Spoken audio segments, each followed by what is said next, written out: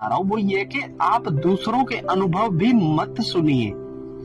क्या नुकसान होते हैं जब आप दूसरों के अनुभवों को सुनना शुरू कर देते हैं? तो सबसे पहली चीज क्या होती है कि मान लीजिए कि कोई व्यक्ति साधना में बहुत आगे गया है, उसने कई सारी साधनाएं की हैं और अपनी साधना के अंदर बहुत सारे अनुभव प्राप्त किए हैं। अब क्या होगा कि आप उसके अनुभवों को सुनने लग गए। उस व्यक्ति ने बता दिया कि मैं जब साधना करा तो मुझे ऐसे पायलों की आवाज आई, या फिर मुझे बादल दिखाई दिए, मुझे कई तरह के रंग दिखाई दिए, मुझे देवता दिखाई दिया, मुझे देवता के कंगन दिखाई दिए, देवता के पैर दिखाई दिए। अब जब आप कभी इस तरह के अनुभवों को सुनते हैं किसी दूसरे साधक के, तो आपका मन भी अंदर से यही इच्छा करने लग जाता है कि मेरे साथ क्यों नहीं हो रही ये अनुभव, ठीक है। या फिर आप साधना की जब शुरुआत करने लगते हैं और आप सुन लेते हैं कि ये साधना करने से इस तरह के अनुभव होते हैं, तो आप अपने मन के अंदर ये गांठ बांध लेते हैं कि यदि इस व्यक्ति को आसमान दिखाई दे रहा है तो मुझे भी आसमान ही दिखे, ठीक है। इस व्यक्ति को देवता के चरण दिखाई दे रहे हैं तो मुझे भी देवता के चरण ही दिखाई दे।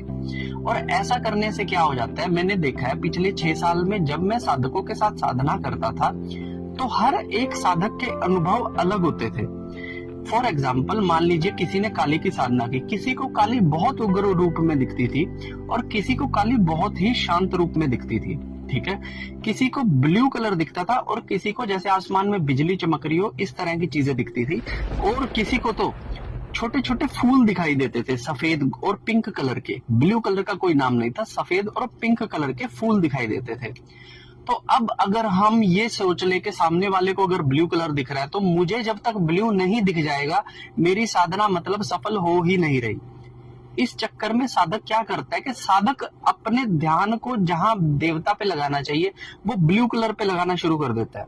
ब्लू कलर पे लगाने का मतलब है कि अब बैठकर उसे तो प्रभु में ध्यान लगाना था, लेकिन अब वो सोच रहा है कि मुझे ब्लू कलर कब मेरी थर्ड आई पे आए, मेरी आंखों के सामने ब्लू कलर कब आए, मेरी आंखों के सामने देवता की इमेज कब बने, ठीक है ना। अब वो ये चीजें को इस चीज का ट्राई करना शुरू कर देता है और ऐसे में वो अपने पथ से पूरा भटक जाता है। अब जहां उसको दर्शन होने चाहिए थे वो दर्शन उसको नहीं होंगे, ठीक है।